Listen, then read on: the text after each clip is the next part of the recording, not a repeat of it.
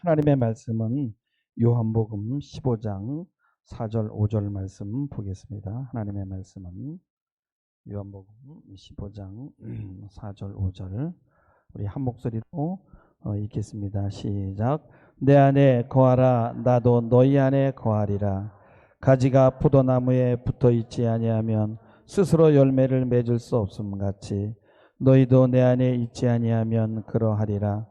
나는 포도나무요 너희는 가지라. 그가 내 안에 내가 그 안에 거하면 사람이 열매를 많이 맺나니 나를 떠나서는 너희가 아무것도 할 수 없음이라.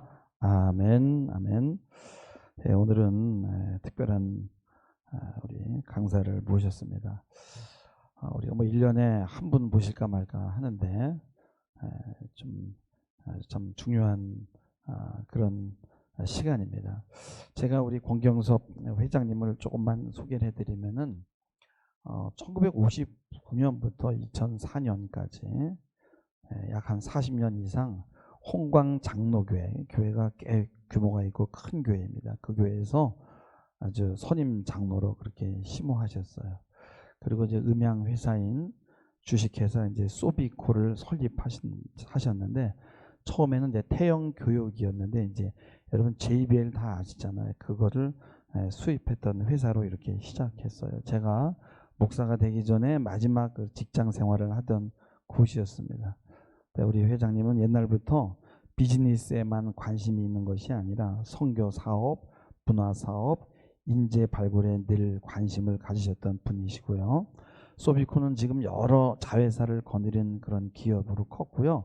국내의 웬만한 음향 회사는 다 소비코와 연관되어 있다고 생각하시면 됩니다.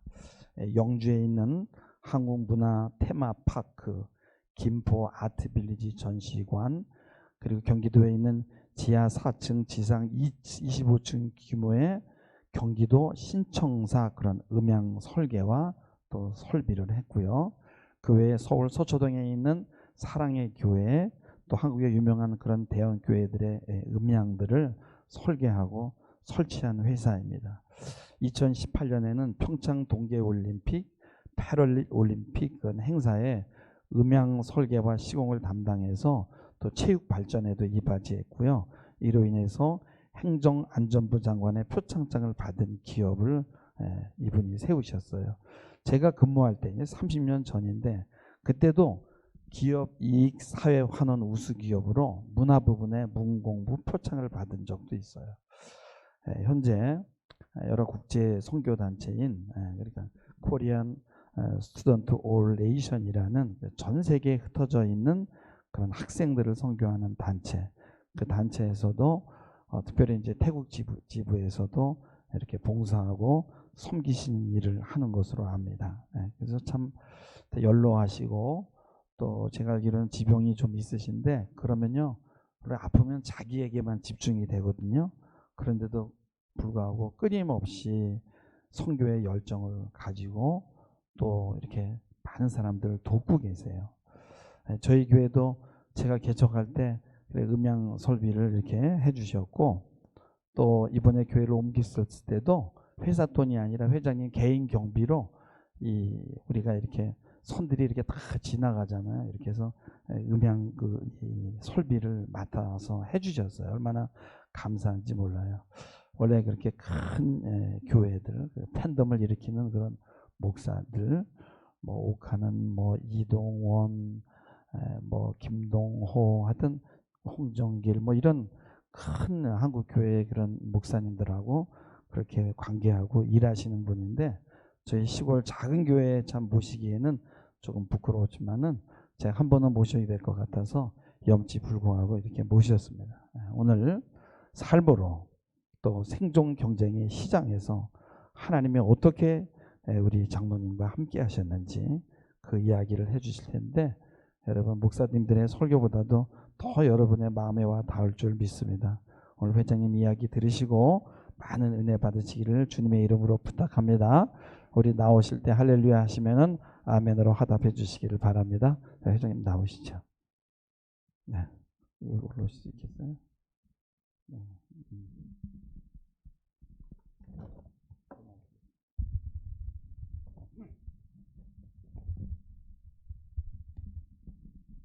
여러분 반갑습니다. 저는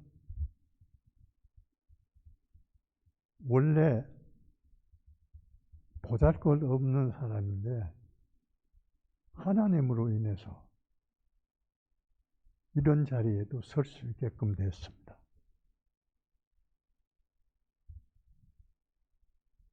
저는 고등학교 때 학비를 낼 수가 없어서 매번 하루가 수업이 끝나고 종회를 할 때 담임 선생님으로부터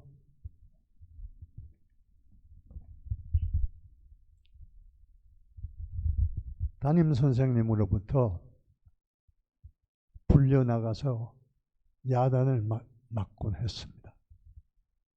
근데 그게 너무 싫었어요. 그래서 학교를 중간에 그만뒀어요. 그랬더니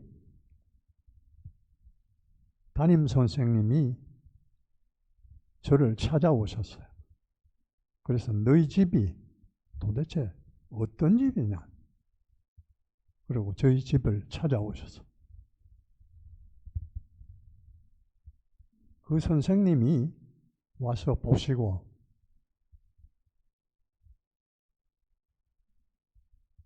자기가 잘 모르고 너를 야단쳤구나. 내가 잘못했다고.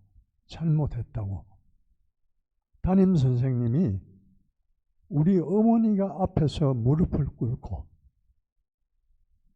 오히려 용서를 구했어요. 그러고 나서 그 다음 날 아침에 일찍이 담임 선생님이 우리 집에 와서 나를 데리고 학교를 갔어요.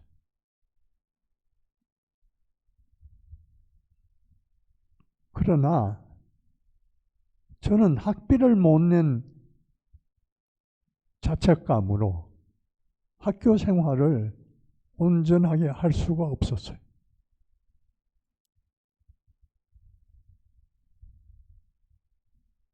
그래서 싸움질을 하거나 특별히 나쁜 짓을 한 것 같지는 않아요. 그런데 모든 것을 잃어버려요. 소망도 잃어버리고 아무것도 생각 없이 방황하는 생활을 고등학교 2학년 때까지 했어요. 그러다가 동네 이웃집에 사는 형이 하루는 너 그러지 말고 나하고 교회를 가자고 아주 진지하게 저한테 권유를 했어요. 그래서 처음 57년에 교회를 가기 시작했습니다. 그런데 집안 형편이 학교 수업이 끝나고 집에 돌아오면 일주일에 하루 정도는 한두 번은 저녁이 없어요.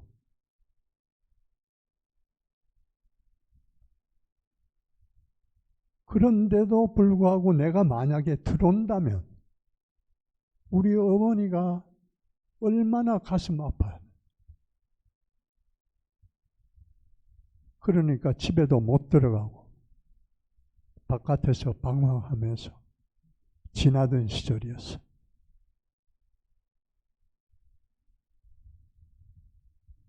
그 형을 따라서 교회를 갔습니다. 교회를 가서 고등부에 들어갔는데 고등부 2학년 반에 들어갔습니다.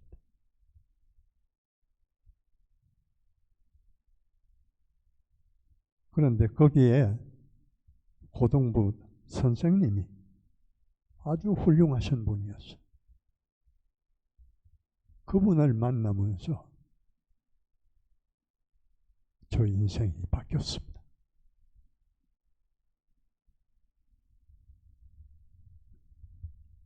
그분이 저한테다가 홍제동에 식모하는 아이들 둘을 월말이면 월급을 받아서 그걸 시골에다가 송금을 할 때 자기 부모들한테 편지를 써서 같이 보내요. 그 편지를 걔들이 얘기하는 걸 듣고 대신 써주도록 대필하는 일을 저한테 맡겼어.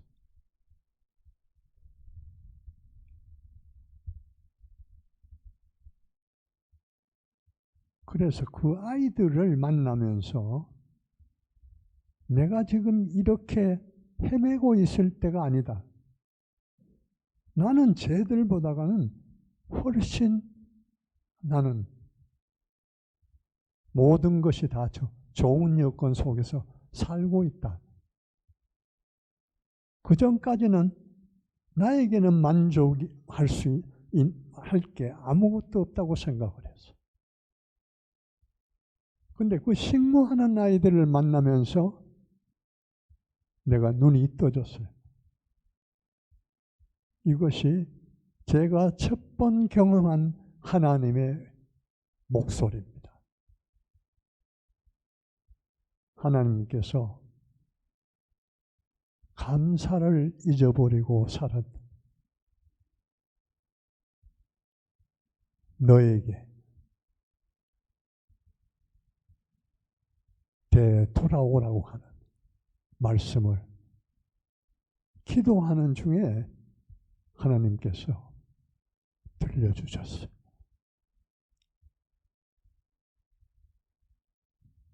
그런데 현실은 집은 학교 돈도 못 내고 수업료도 못 내고 그 다음에 일주일에 한두 번은 밥도 못 먹어. 그걸 어떻게 해야 되냐?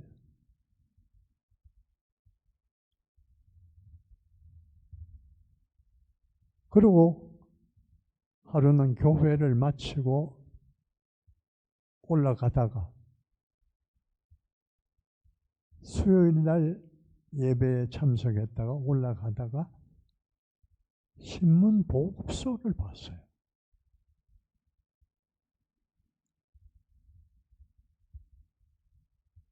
그래서 거기 보니까 학생들이 신문 배달을 하는 거예요.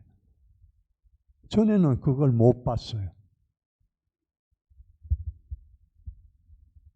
그래서 거기 보급소에 있는 그 어른 보고 내가 신문 배달을 좀 할 수 없겠느냐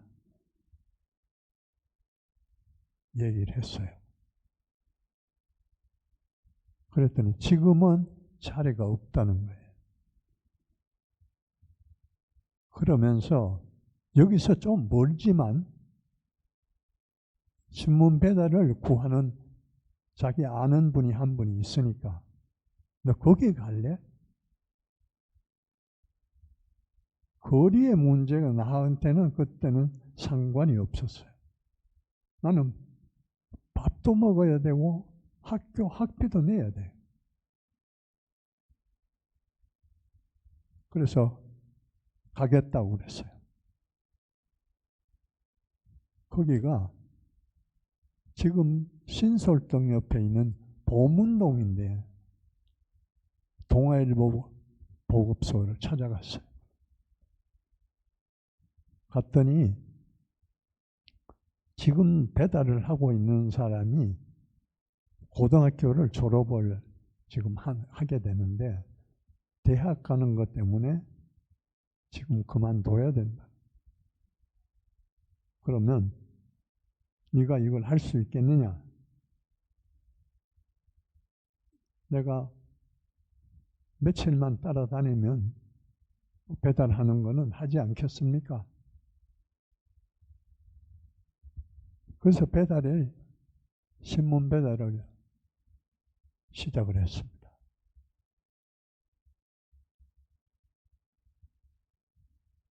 여러분 혹시 그런 경험을 하셨는지는 모르겠는데 저는 신문 배달을 시작하고 나서부터 눈이 번쩍 떠졌어요. 그 다음에 모든 것을 버리고 자신 없던 나에서 자신감도 회복하고 그 다음에 뭐든지 하면 할 수 있다고 하는 생각을 갖게 됐어요. 그래서 교회 가서도 열심히 했어요.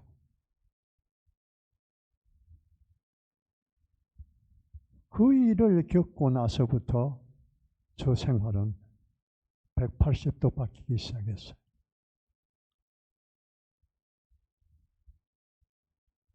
신문 배달하는 도중에 신문 구독자가 중에 양주동 박사라고 하는 우리나라의 아주 유명한 국어학자, 국문학자, 그분이 제가 배달하는 집의 독자였어요.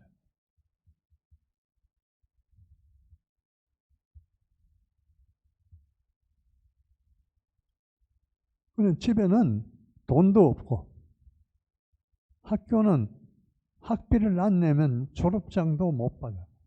갈 수가 없어요.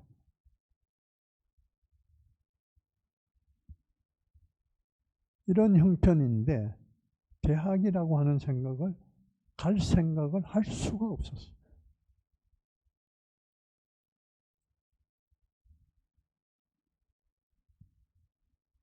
(3학년) 때 배달을 추석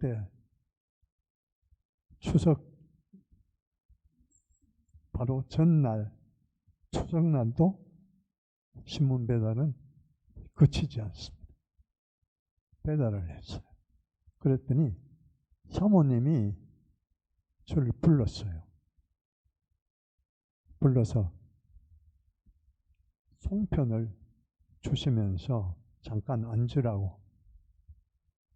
학생 지금 몇 학년이야? 3학년입니다. 그럼 대학은 가? 이렇게 물어보시는 거예요. 그래서 전 그럴 형편이 안 돼서 대학은 못 갑니다. 왜 대학을 포기해? 어떻게라도 학교를 가야지.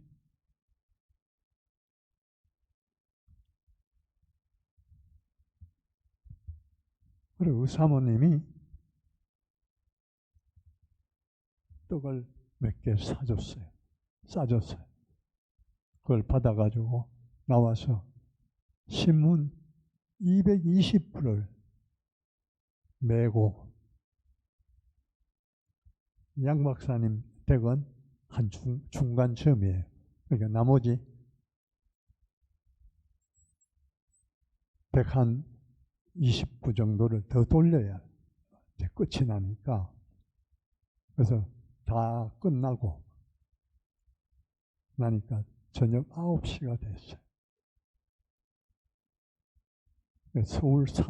옛날 서울사대 제 기억이 있는 데서 제 배달이 끝나요.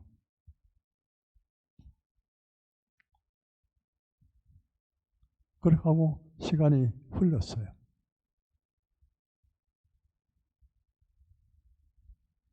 양주동 박사께서 저를 학교로 부르셨어요.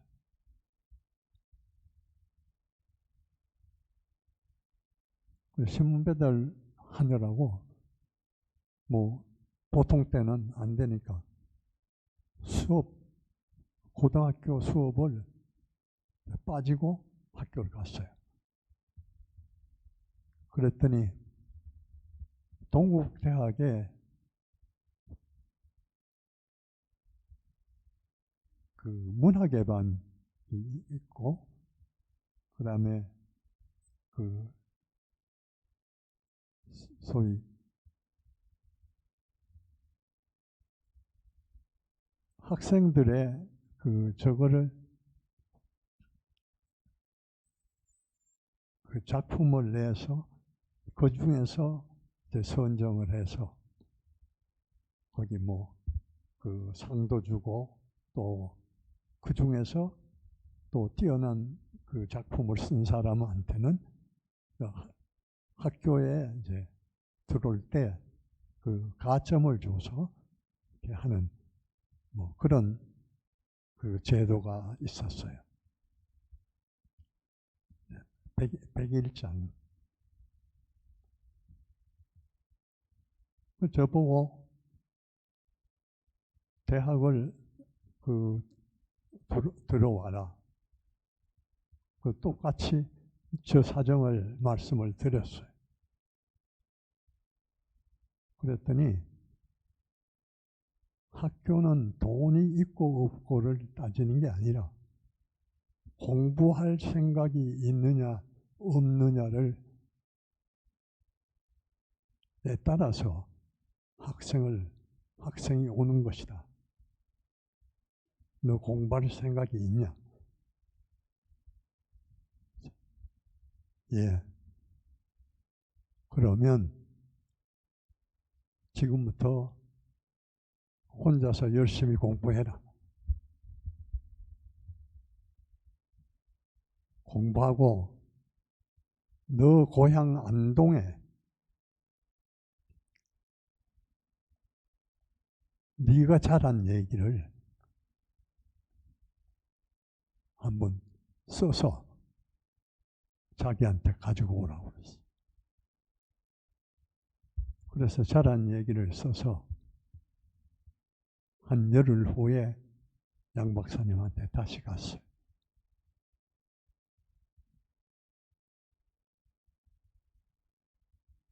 그렇게 해서 한 달에 한 번씩 저를 부르세요.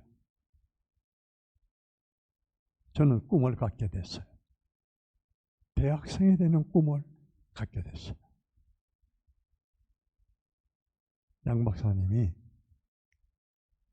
너 학비 문제는 걱정하지 말고 네가 지금부터 공부를 제대로 하겠다는 하는 마음의 다짐만 한다면, 그러면 학비 문제는 동국대학교 재단에서 장학금을 주는 것을 자기가 추천할 테니까 너 동대 국문과에 들어와. 그게 11월 말쯤이에요.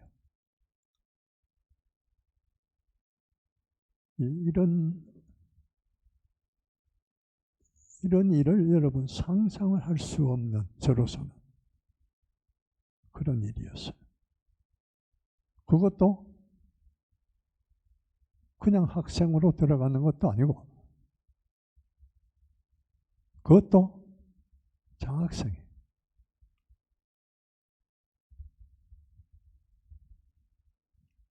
나중에 입학을 하고 보니까 양주동 박사님 연구실에 조교예요. 조교를 하고 대신 학비는 학교가 재단에서 조교한테는 학비를 면제해 줘요. 그렇게 해서 제가 동대 국문과를 64년에 마쳤습니다. 이런 일은 하나님의 은혜가 아니면 일어날 수가 없습니다. 원인과 결과라고 하는 속에서 세상은 돌아갑니다. 그런데 하나님의 은혜는 원인과 결과와는 상관이 없어요. 하나님 보시기에 불쌍한 사람이 하나님께 간구하며 주님의 영광을 위해서 살겠습니다 하는 서약을 하는 사람에게 하나님은 그 기도를 들어주십니다.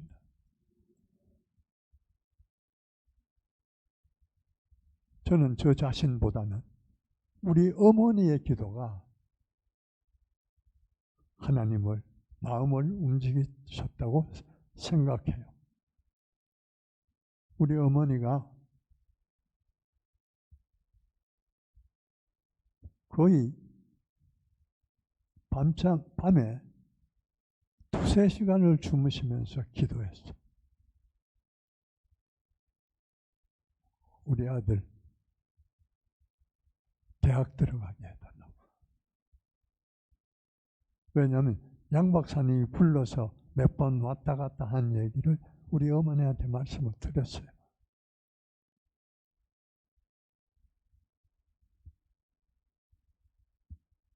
제가 아까 요한복음 15장 4절, 5절 말씀을 제가 드렸는데, 그래서 저는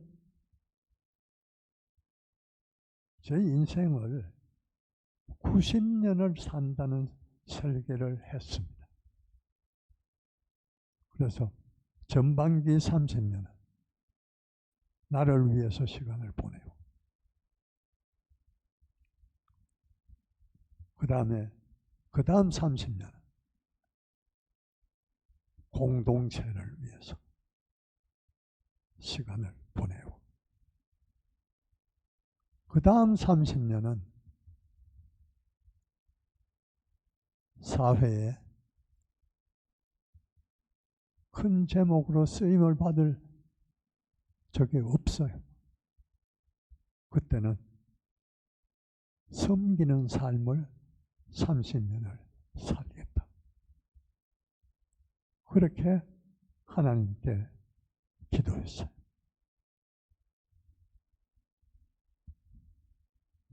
제가 학교를 마치고 그 양 박사님이 추천을 해주셔서 인천에 있는 인화여상이라고 하는 곳에 국어 선생으로 갔어요. 1년을 보냈습니다. 근데 가보니까 학교 선생님을 하는데 거기 그 백인엽 이사장님이 그 하시는 게 군대 생활을 오래 하신 분이 돼가지고 모든 게 당신 마음대로 해. 법도 없고 규칙도 없고 정말 당신 마음에 안 들면 무조건 안 돼. 이제 그런 분이에요. 근데 저는 고등학교 생활을 할 때 학생 시절을 정말로 엉망인 학교 생활을 했던 사람이에요. 그래서 나는 바르게 살아야 되겠다. 하나님의 도를 떠나서 살지 않아야 되겠다 하는 생각을 늘 하고 있었어요. 그런데 그 학교에 가보니까 안 되겠는 거예요. 그 학교에 잘못하면 이사장님하고 충돌이 생길 것 같아요.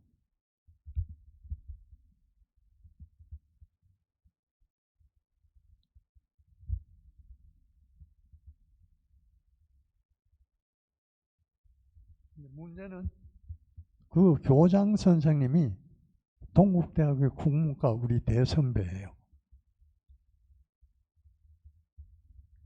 이게 만약에 잘못되면 그 교장 선생님이 아주 입장이 난처해지는 그런 상황이 될 것 같아서 사표를 냈습니다. 예를 들어서 수업을 하고 있는데 이사장님이 교실에 들어오세요. 그러면 보통 일반적으로 우리 상식이 그렇잖아요. 이렇게 하다가도 들어오면 움찔해요. 그렇잖아요. 그러면 그냥 좀 느슨하게 하던 것도 좀 이렇게 긴장하게 되고 이제 이러는 건데 저는 반항심이 생겨서 수업하는데 이사장님이 들어오시면 수업 안 하고 오히려 농담하고 잡담했어. 그리고 더 오래 있으면 아마 이사장님이 날 내보내셨을 거예요. 그런데 놀라운 것은 제가 그만두고 이제 학교를 떠나게 돼서 마지막 수업을 하고 나오는데 거기는 이제 여상이니까 여학생들이 한 20명이 수업 끝나고 나오는데 그 아이들이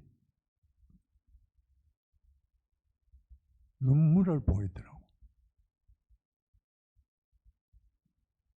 아주 감동을 받았어요.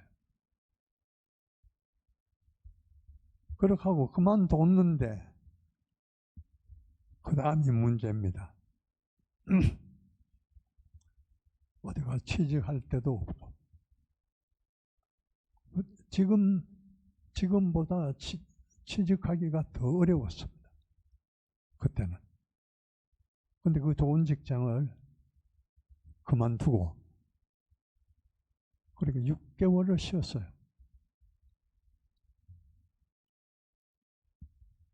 근데 고등부 때 저희 선생님이셨던 그 장모님이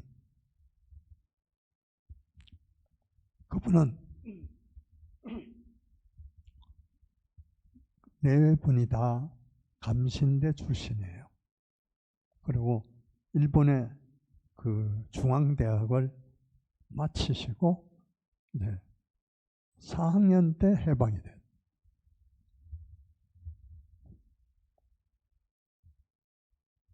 그래 이 양반이 이제 소개를 해서 지금 코롱그룹의 모회사인 삼경물산이라고 하는 곳에 취직을 하게 됐어요.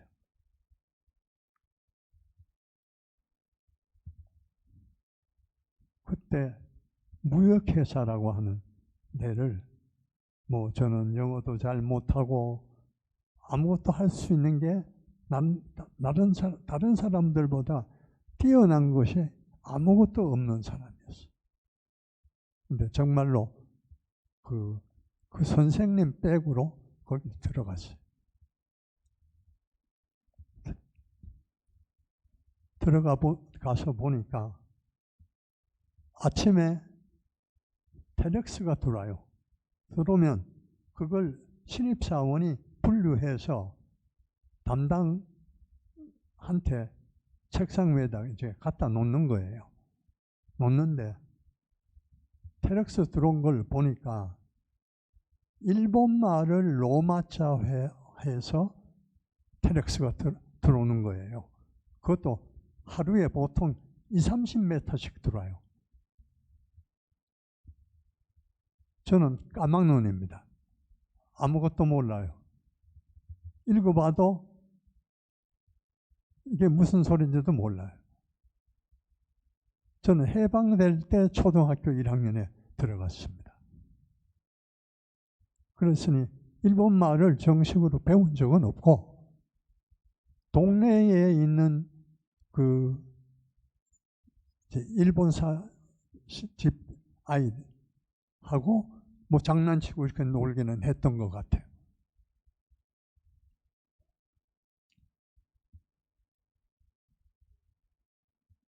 그래서 그 일본 말을 배우기 위해서 정말 피나는 노력을 했어요.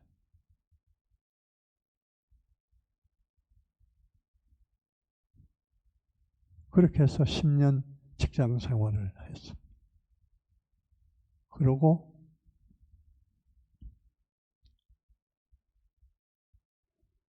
김우중 회장님이 저보다는 이제 나이로는 3년 위고, 그다음에 학교는 학년으로 봐서 우리보다 2년 위예요. 인데 그 양반이 그때 같은 건물에, 우리는 8층에 있고 그 한성실업이라고 하는 김우중 회장이 다니던 회사는 1층에 있었어요. 그래가지고 거기에 무역하는 사람들을 일주일에 한 번씩 불러요. 다방에, 밑에 해남 다방이 있었는데 그 다방에서 무역하는 사람들끼리 모아가지고 거기에 이제 뭐 달러 시세가 어떻게 되고 어제 너희들 돈 들어온 게 얼마나 들어왔냐 뭐 이런 거 다 물어보고 해서 그 김우중 회장님이 이렇게 그 좌장이 돼서 그 하는 모임이 있었어요. 그러니까 자동적으로 그렇게 알게 됐어. 그래서 67년에 김우중 회장님이 대우라고 하는 회사를 만들어서 독립을 하셨어요. 그 대우가 뚝섬에 있는 우리 거래처 중에 하나인 대도섬유라고 하는 회사가 있었어요. 거기에 물건을 이제 가지고 같이 이제 회사를 한다고 해서 김우중이라고 하는 우자하고 대도라고 하는 대자하고 해서 대우실업을 만들었어요. 그거 김우중 회장님 독립하는 거에 자극을 받아가지고 10년 후에 저도 독립을 했습니다. 그래서 73년에 시작을 했어요. 해서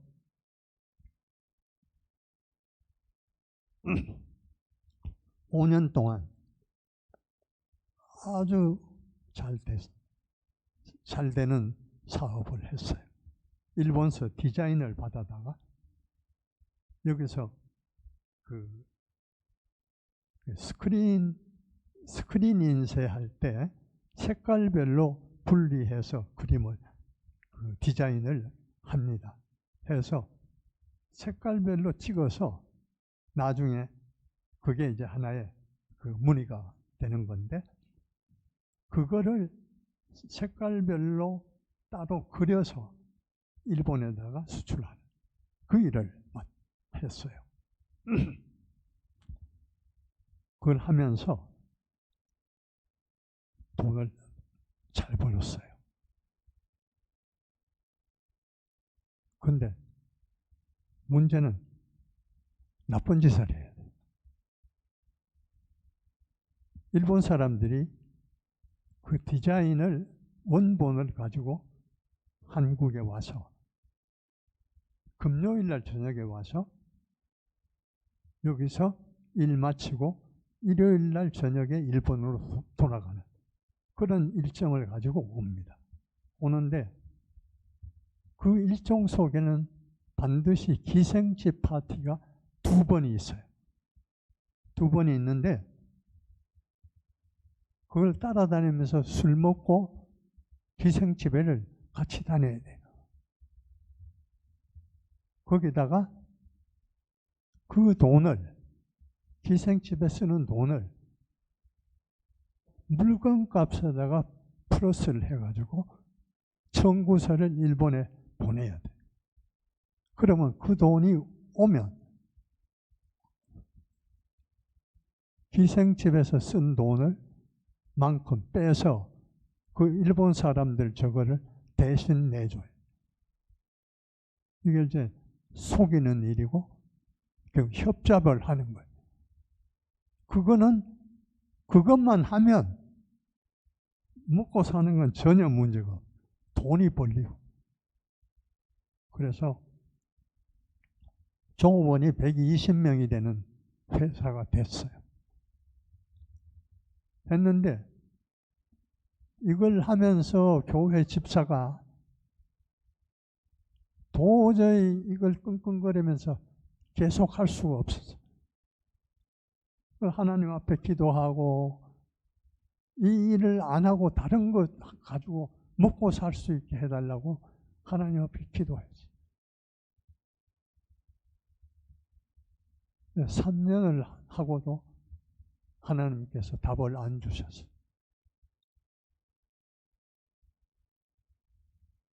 그래서 결단하고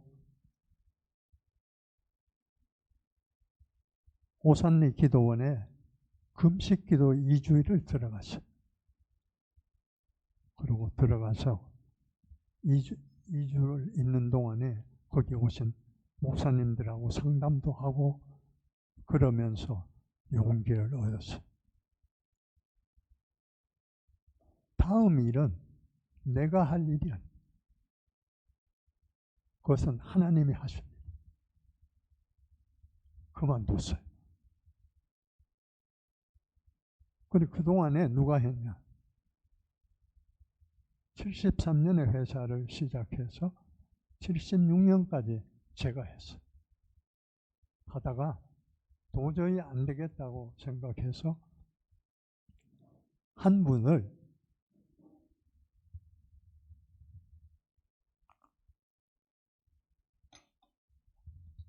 일제 때 중학교를 다니셨던 분을 술상무로 모셔왔어요. 그래서 그분을 그걸 시켰어요. 그리고 저는 안 갔어요. 근데 1단계입니다. 그렇게 해서 시간을 보내면서 결국은 그걸 안 하겠다. 끝났어요. 사람들이 전부 미쳤다고 그래요. 난 안 미쳤어요. 멀쩡한데 날 보고 미쳤대요.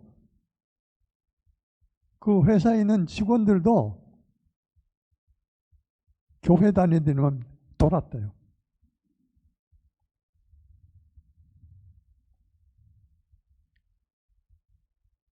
나는 내 정신 가지고 내가 결정했어요. 그러고 나와서 1년 정도를 벌어놨던 돈 가지고 먹고 살긴 했지만 아무런 앞에 목표가 안 보였어요. 그리고 내가 인생 계획을 할 수가 없었어요.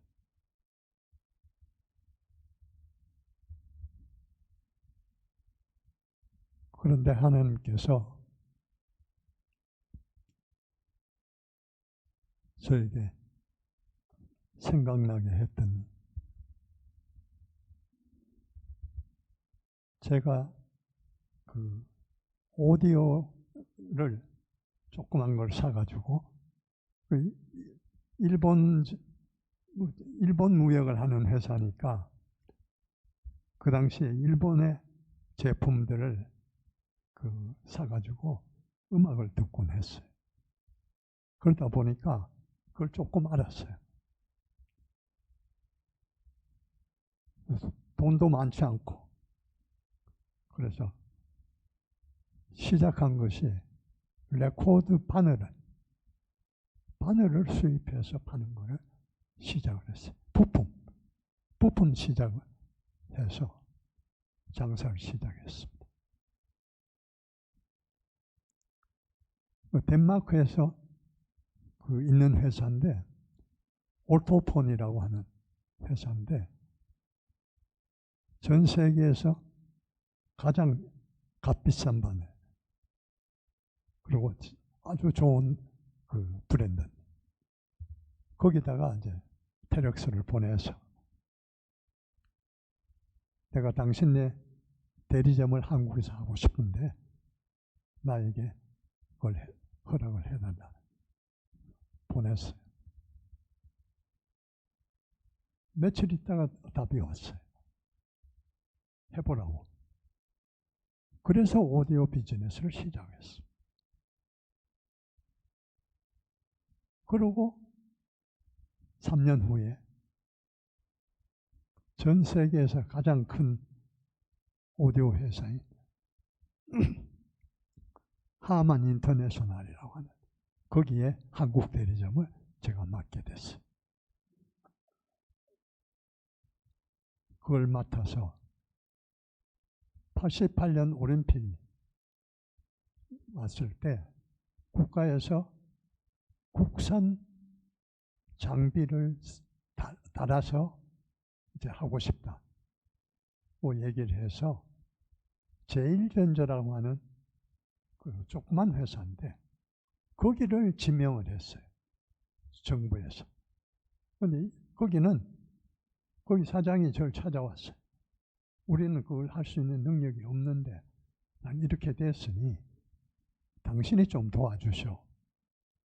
그래서 실질적으로는 제일전자가 그 간판을 가지고 일은 저희가 했어요. 그래서 88 올림픽에 저걸 시작을 했어요. 그리고 세월이 흘려서 2002년도에 우리가 월드컵이 됐어요. 월드컵 때는 정식으로 저희 회사를 그 한국축구협회와 그 월드컵 조직위원회에서 저희 회사를 지명했어요. 그래서 저희가 월드컵 행사를 저희가 하게 됐어요. 그 다음에 아시안게임, 그 다음에 유니버시아드, 국제 행사를 하는 모든 저거는 저희 회사가 다 했어요. 저는 모릅니다. 기술적으로 전문성이 전혀 없어요. 저는 국문과 출신이에요. 그리고 국어 교사 하던 사람. 그리고 그것도 제가 무슨 실력이 있어서 동대 국문과를 간 것도 아니에요. 그냥 수필 한 장 써서 그걸 양 박사님이 뭐 조금 수정을 하셨겠죠.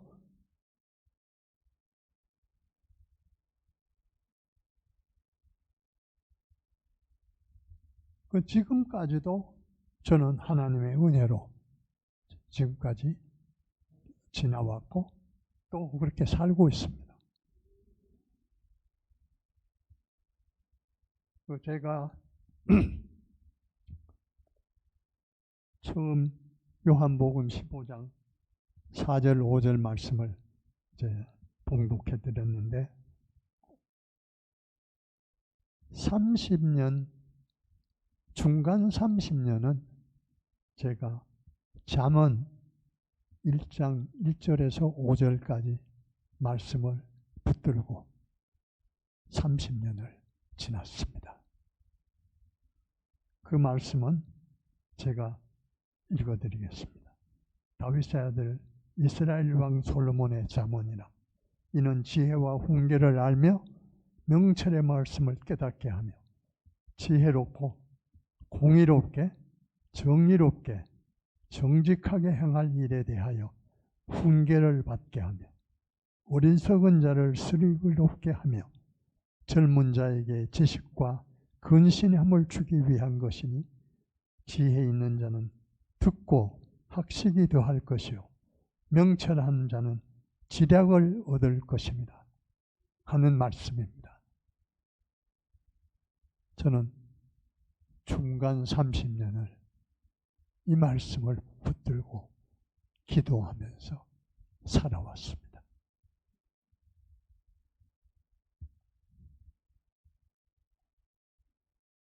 그러면서 6년 돼서 최인혁 지금 목사가 된 것 같은데, 최인혁 목사가 저를 찾아왔어요. 장로님, 지금 이 CCM 복음성가 사역자들이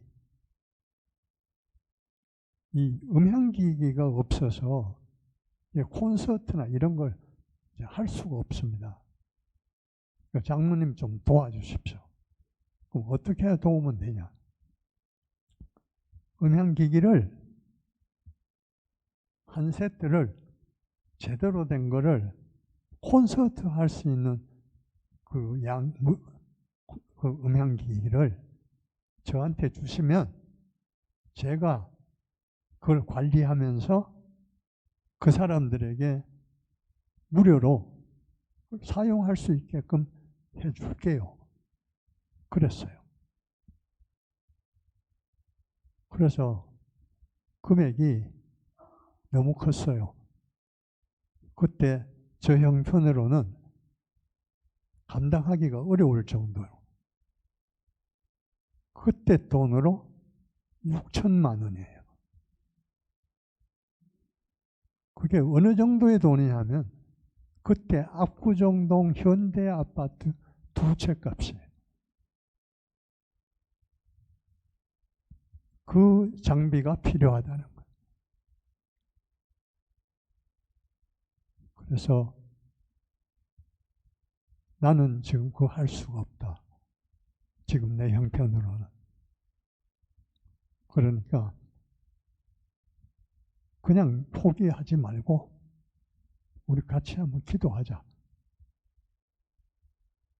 그렇게 하고 1년 후에 그 6천만 원 되는 스피커를 최인혁, 그때는 최인혁이가 우리 교회 고등부 출신입니다. 그러니까 그 최인혁 목사 보고, 자, 이거를 돈 받지 말고 누구든지 필요할 때 써라고 해라. 그리고 나는 일단 너한테 주고 나서는 내가 관리 안 할 테니까 최소한 10년은 써야 된다. 그렇게 해서 줬습니다. 지금 CCM으로 지금 소위 원로 축에 속하는 사람들 다 그 혜택을 보고 CCM을 했어요. 나는 그 사람들 잘 몰라요. 나한테 와서 인사하니까 그런가 보다 하죠. 이름도 저한테 자주 온 사람 아니면 잘 몰라요. 그러니까 그 중에 뭐 고영원이며 그 누구야? 곽수광 목사 부인 그 우리나라의 쟁쟁한 소위 CCM 가수들, 그 사람들이 그 나오는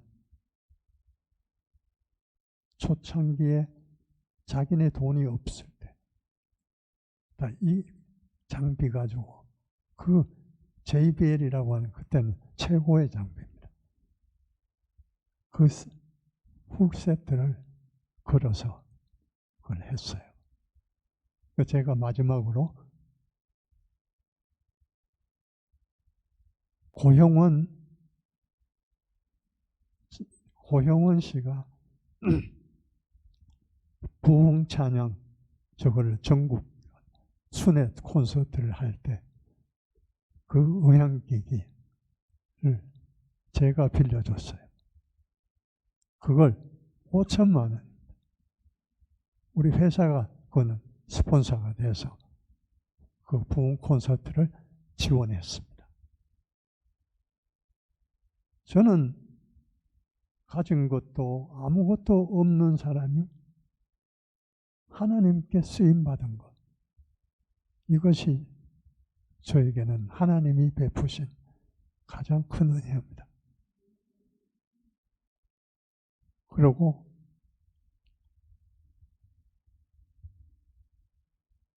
저는 음향업계에 전 세계의 음향업계 어디를 가도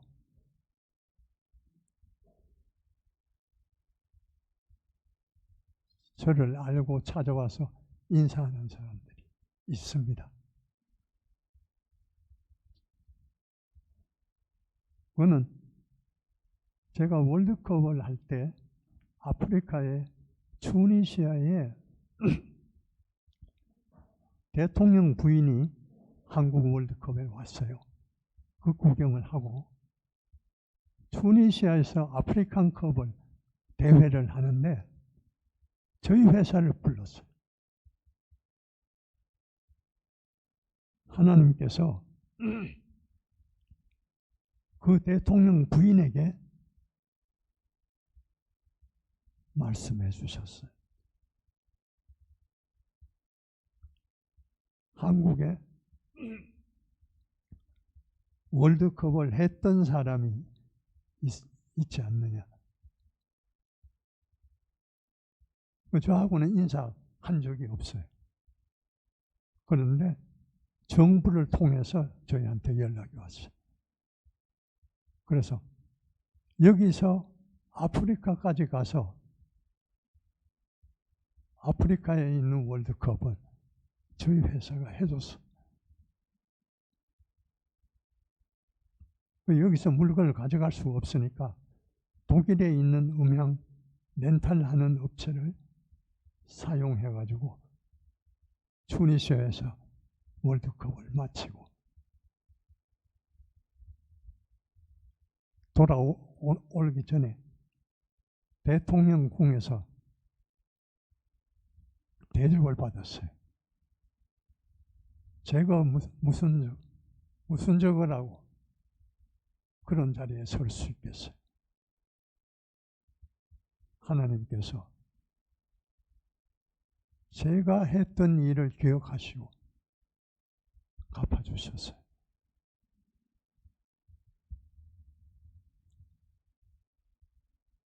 저는 이제 비즈니스 일선에서 물러났습니다. 그리고 청년들, 해외에 유학하고 있는 청년들을 위해서 1년에 각 지역에 3, 4일씩 돌아가면서 하는 신앙 세미나가 코스타라고 하는 이름으로 지금 전 세계 약 40개 도시에서 열리고 있습니다. 근데 그 코스타에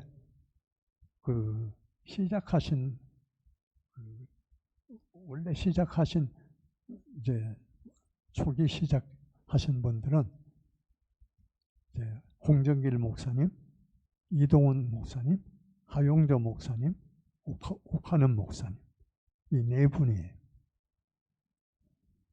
그 후에 이제 김동호 목사님, 그 다음에 유기성 목사님, 그 다음에 이제 방성기 목사님, 그 다음에 저 이렇게 이제 합류를 해서 저는 주로 후원하는 쪽에 그 이사회를 만들어서 코스타 후원 이사회의 일을 제가 13년 동안 하다가 지난 75세 되던 해에 그만두었습니다. 그만두고 지금은 1년에 약 한 4개월 내지 5개월을 태국의 치앙마이라고 하는 곳에 가 있습니다.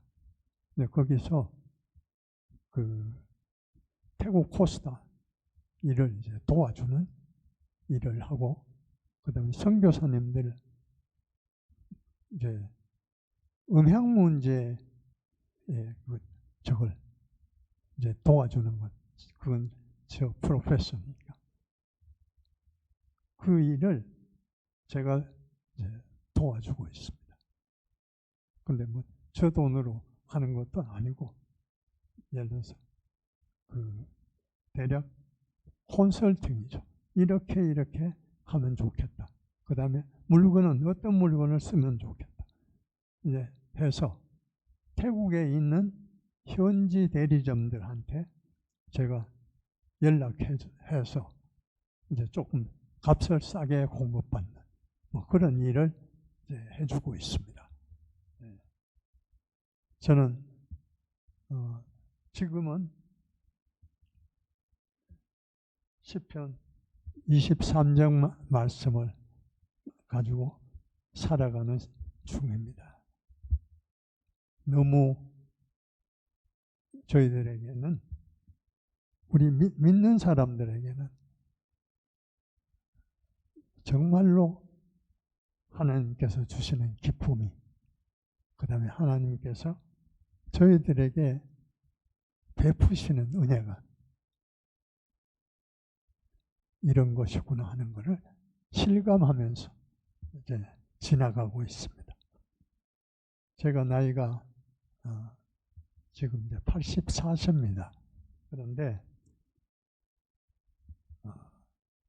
저 하나의 개인으로 보면 막 정말로 막대기 같은, 아무짝에도 쓸 데가 없는 그런 노인입니다.